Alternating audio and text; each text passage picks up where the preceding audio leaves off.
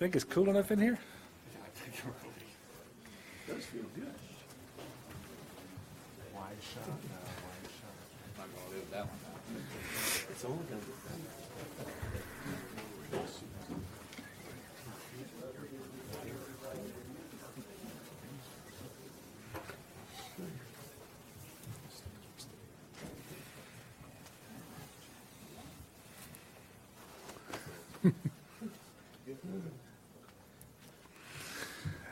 Good afternoon, and thank you all for being here this afternoon for this press briefing. As you know, we're gathered, ominously enough, I suspect, on the 12th anniversary of Hurricane Katrina. Currently, Harvey remains a tropical storm, and while it did re-enter the Gulf, and it's sitting in the Gulf right now, it is strengthening slightly. It is not going to turn back into a hurricane or anything of the sort. But the winds are picking up a little bit. The most concerning aspect of this is the longer it's over the Gulf, the more moisture it will pick up. And, of course, that's what we don't want, is any more rain than is absolutely necessary. This is going to continue to be a heavy rain and flood event, although I don't want people to totally discount what can happen because of the winds, because the ground is very saturated. It has been for a long time, and the wind has now been blowing for a long time. That means that trees certainly can be uprooted. Anytime that happens, you will see more outages in terms of electricity, and we are starting to see that across southeast Louisiana, across all of southern Louisiana, including in southeast Louisiana, and that's because of those winds. But we don't have widespread outages yet, and we can be thankful for that. We do anticipate over the next 24 hours that southwest Louisiana will see an additional 10 to 24 inches of rain, and this is in concert with a storm surge that remains in the 1 to 2 feet above ground level, which will prevent the rivers from draining as we would want them to, which will exacerbate the flooding problems. The storm will make landfall sometime tomorrow morning to noon tomorrow. It will be a tropical storm, and then it will basically track diagonally across Louisiana from southwest Louisiana up through the northeast corner. We do have tremendous support from our federal partners, including FEMA, who you're going to hear from in just a moment. Since our press conference yesterday, I was able to speak with President Trump again. He did announce that there is an intention, I don't know if this is final, but that he would visit our state on Saturday. But the communication and the partnership that we've got with our federal partners has been excellent. The state continues to lean forward in working with our local first responders and offices of emergency preparedness as well. And certainly we have personnel and assets spread strategically across the state of Louisiana in terms of law enforcement folks, fire marshals, wildlife and fisheries, and Louisiana Army National Guard with vessels and high water vehicles to be prepared for whatever might come our way from Harvey. At the moment, we have 671 Louisiana National Guardsmen working on Harvey operations. 375 of those are on state active duty.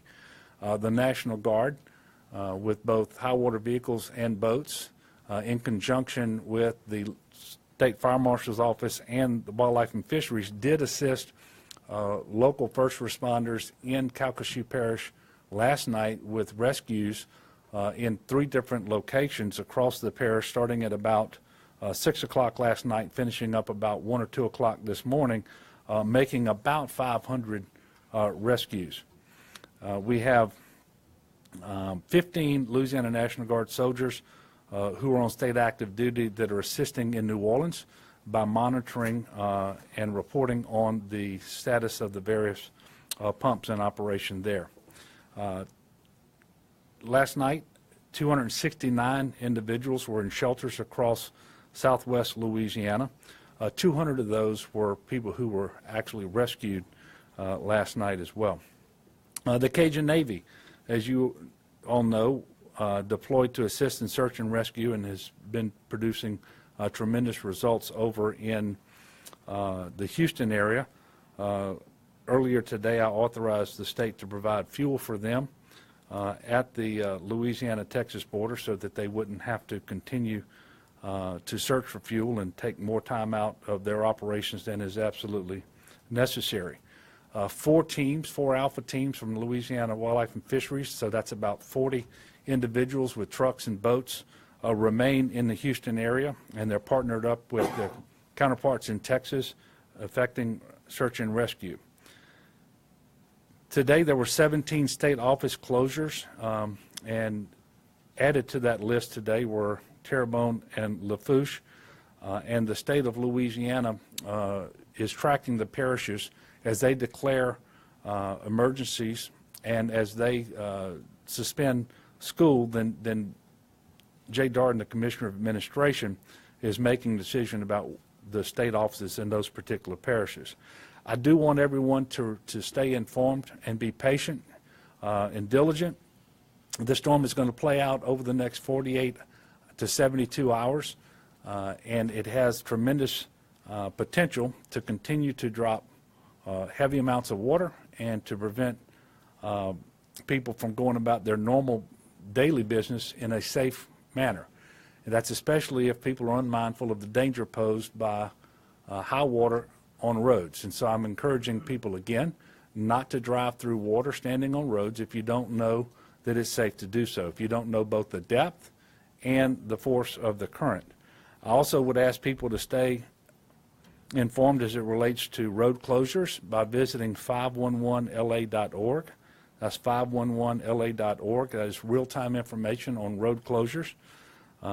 You can also go to volunteerlouisiana.gov if you want to help either here in Louisiana or if you want to provide assistance to our neighbors in Texas.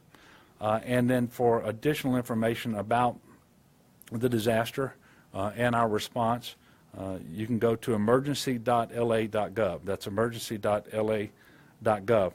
I will be followed here in just a moment by Lieutenant Governor Billy Nungesser, and I want to thank him for being here and his work throughout. He will then be followed by Bill Duran from FEMA, and then I will come back up and you can ask questions of me or anyone that you see behind me. Billy? Thank you, Governor. We are getting a lot of calls from great citizens of Louisiana that want to volunteer and also donate stuff. And as the governor said, volunteerlouisiana.gov, and you can click how to help, and it'll take you to the sites where they're accepting donations. Lamar Dixon is accepting stuff at Barnes 7 and 8, and on our website you can find out what they will accept.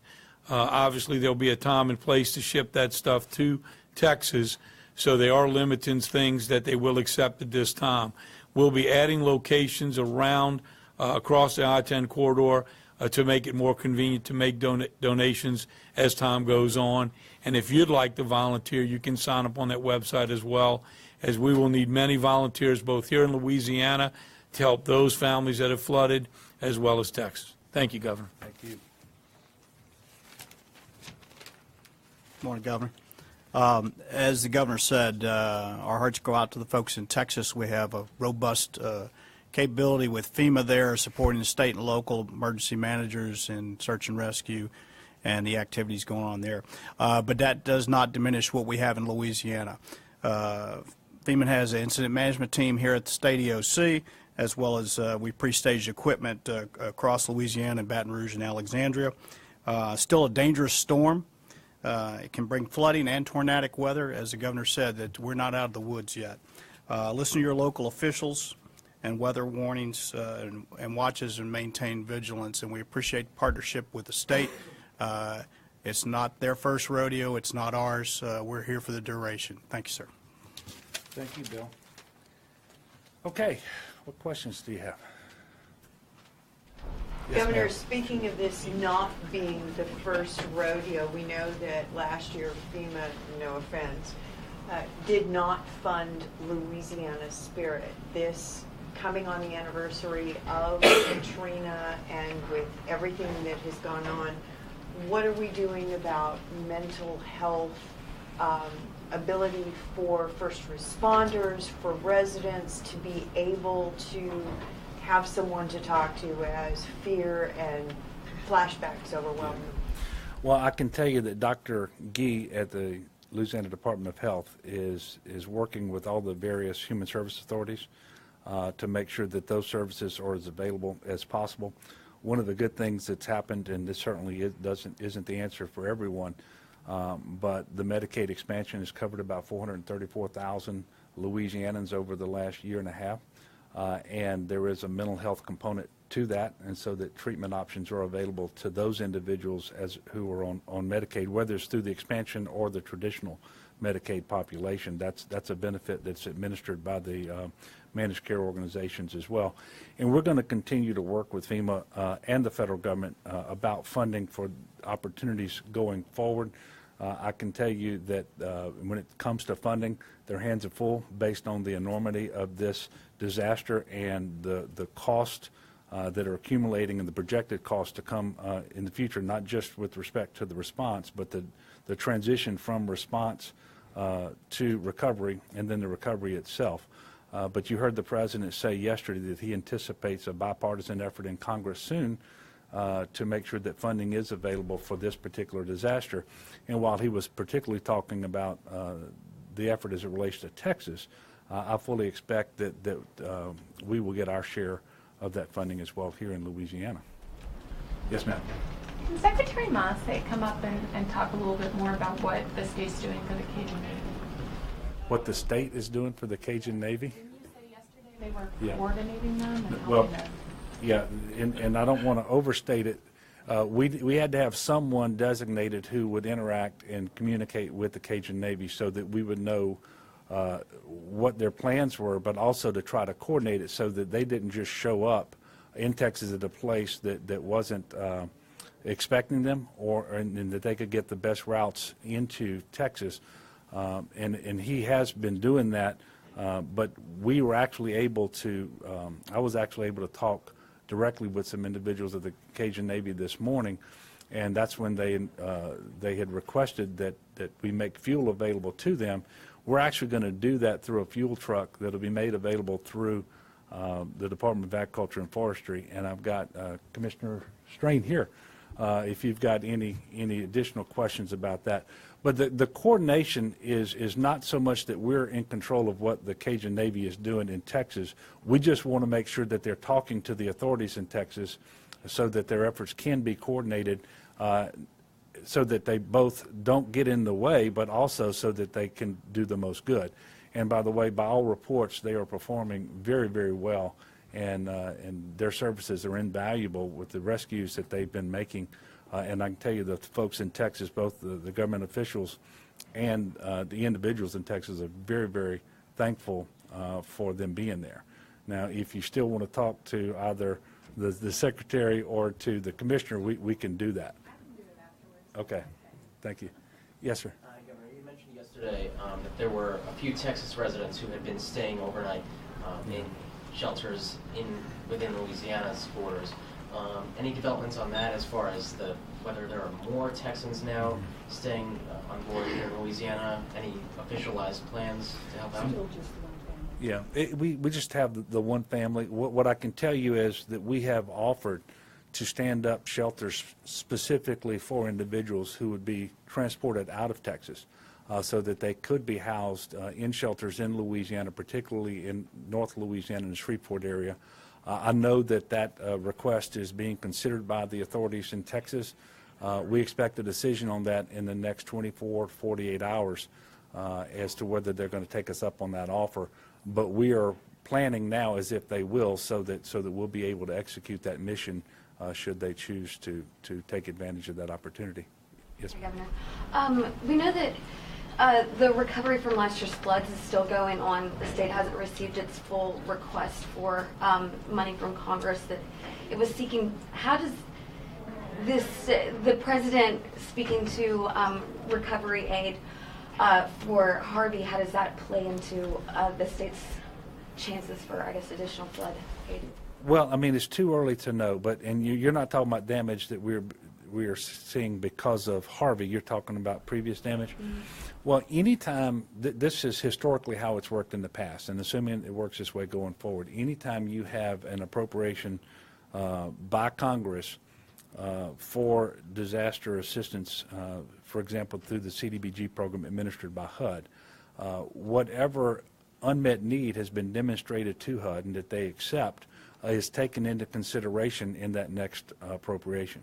So to the extent that we have a documented unmet need that HUD agrees with, that will likely be taken into consideration out of whatever appropriation is made next. And so we're working with them, as we have been now for well over a year, documenting damage here in Louisiana and what that unmet need is as it relates to housing, but also as it relates to business loss and to infrastructure enhancements. Yes, sir. One more question for you. So you're headed to Lake Charles later this afternoon. If you could sort of give a preview as to your communication with officials there, the specific needs that they've been asking from the state itself. Well, I think we've had about 65 web EOC requests from across the state. The vast majority of those have had to do with sandbags, and those sandbags are being delivered and are being used as needed. In fact, I was talking to the manager down in Cameron Parish this morning, and he was telling me that the sandbags had been well used down there and protected a number of businesses and houses. The biggest request for assistance up to now has been the pre-staging of assets and people. So having high water vehicles, having boats close enough to the areas where we anticipated that they would be needed has been the biggest request up to now.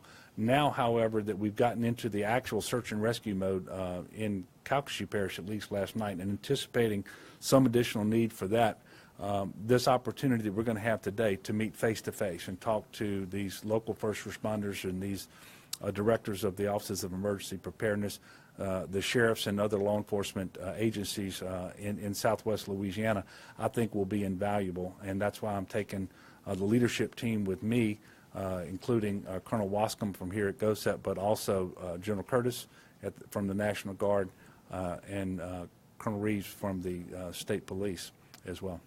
Last question.